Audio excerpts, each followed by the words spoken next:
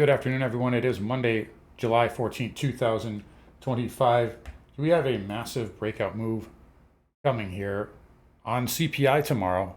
Let's get into it. First, if you can give the video a thumbs up, it would be much appreciated. Love you guys.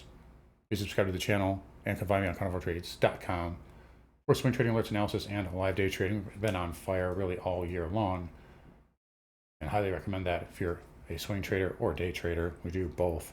Anyway, let's get into it here today. So market today with a big surprise, a gap down Monday that was bought.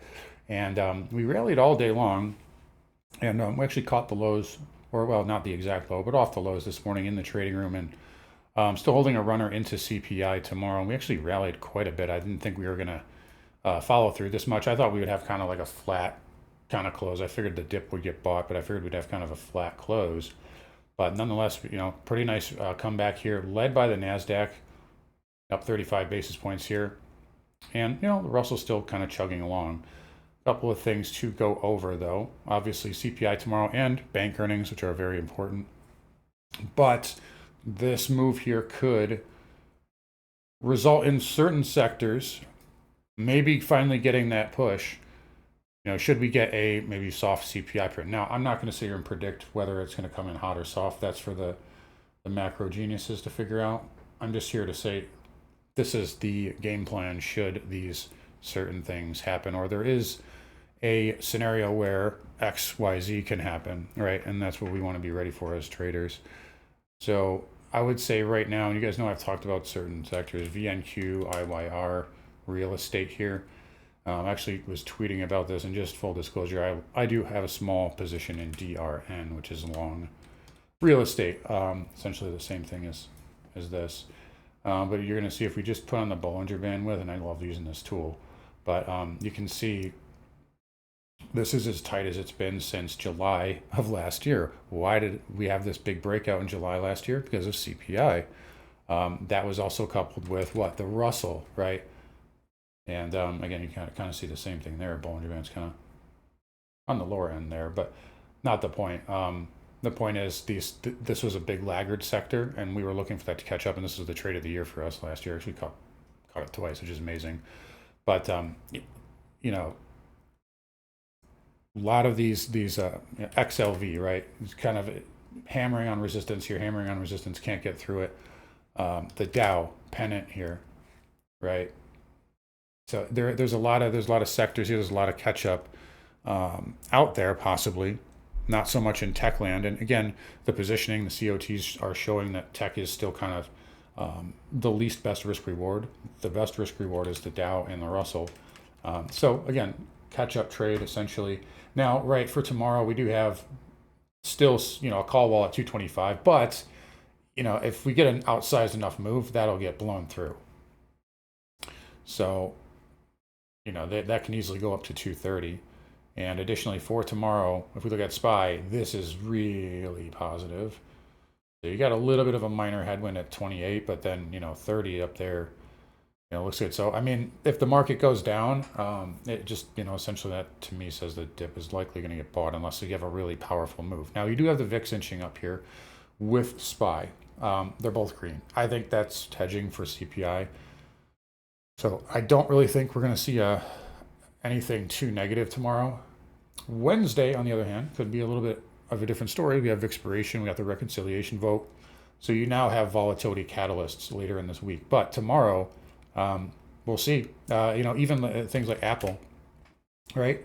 Flag here. So tight pattern. Right. So I think there's definitely right tail potential in the market. And at the very least, I don't think we're going to really go down tomorrow. That said, again, after that, we will start to see possibility of, I guess we'll just say VIX is in positive gamma. So, there's at least a higher likelihood that macro triggers can affect the market more. But again, looking at the options chains throughout the next couple of weeks, they still look pretty strong here for SPY and QQQ. Starting to see some call interest at 565 and 630, 635 SPY. So you know, if too many people, and I've seen this happen before, if too many people try to front run, and maybe that's what the VIX being up right now is, people trying to front run VIX expiration. If too many people try to front run OPEX and things of that nature, it just ends up in another squeeze. So right now, well, how would we play this? Well, I'm just holding longs from a long time ago and just kind of in cash, slowly getting more in cash the higher we go.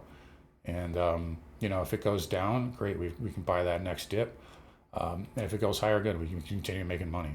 So I don't really, you know, I don't really have a bias here. I could see the scenario for a pullback or a big up move or a continued big up move, but you know, it doesn't really matter to me which way that goes. I will say if we do pull back and bears can't break at least 61.50, they're not getting more of a pullback between now and August.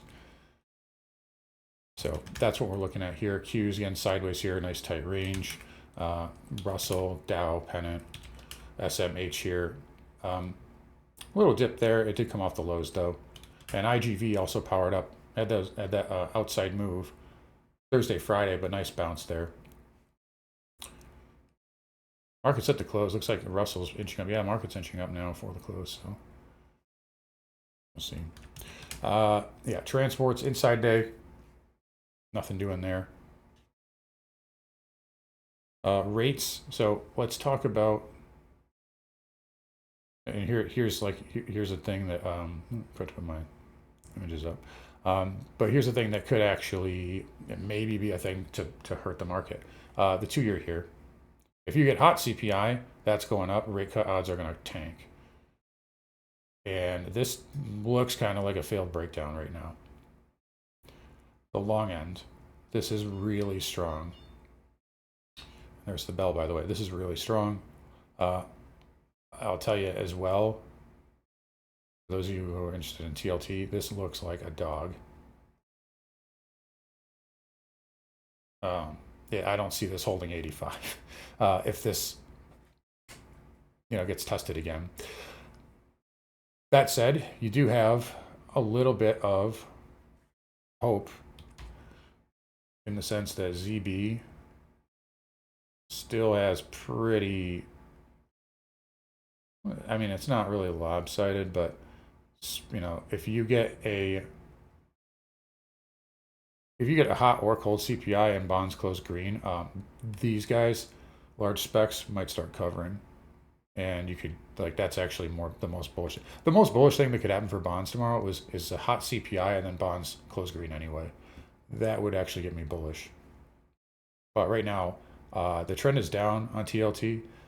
Dealers are sellers, and it just does not look good. So maybe it can squeeze, but I wouldn't bet on it until it proves itself. XHB down 73 cents. We talked about VNQ IYR peaking. XLF banks tomorrow. We'll see what happens there. They're always mixed.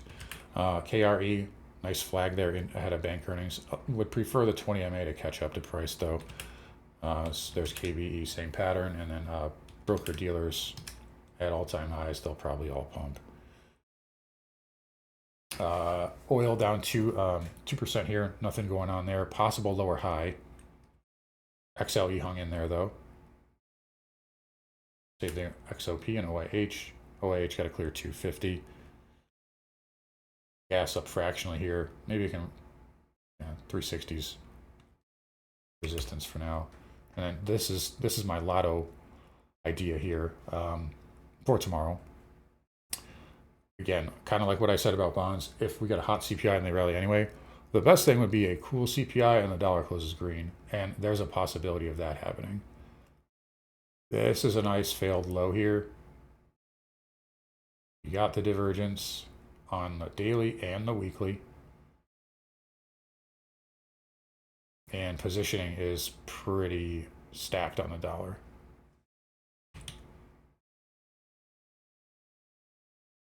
So if we flip back over, you can see exactly what you want to see, which is banks long and everyone else short. So that would be a lotto call, which is too late to get into now. Gold backed off a little bit here. I'm kind of neutral on this. Dips will get supported this week though.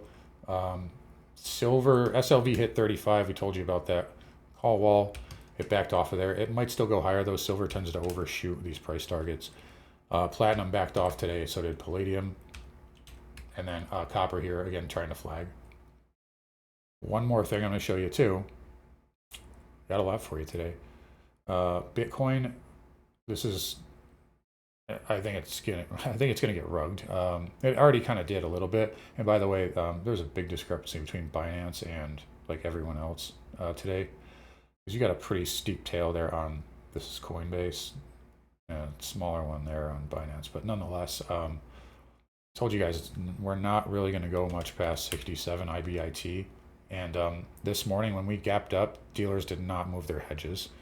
So this sell here was kind of telegraphed. Also, I mean, dude, it's like, isn't this like the most classic play? Like, gap it up the Monday of OPEX week, all-time high. Everybody at financial media, Bitcoin, 120,000, the first time ever, you know, a lot of FOMO buyers at the high. I think we closed the week below 67. That is not a short. That is not a, I think we're going to collapse. That is not me bearish. It's me saying mean reversion is more likely. But outside of that, yeah, markets, again, still holding up well. Could be some risk maybe later in the week, but tomorrow could really move things. So we'll see if that happens. But anyways, guys, I'll wrap it up here. And you guys take care. Don't forget to come find me on carnivoretrades.com. See you guys all tomorrow.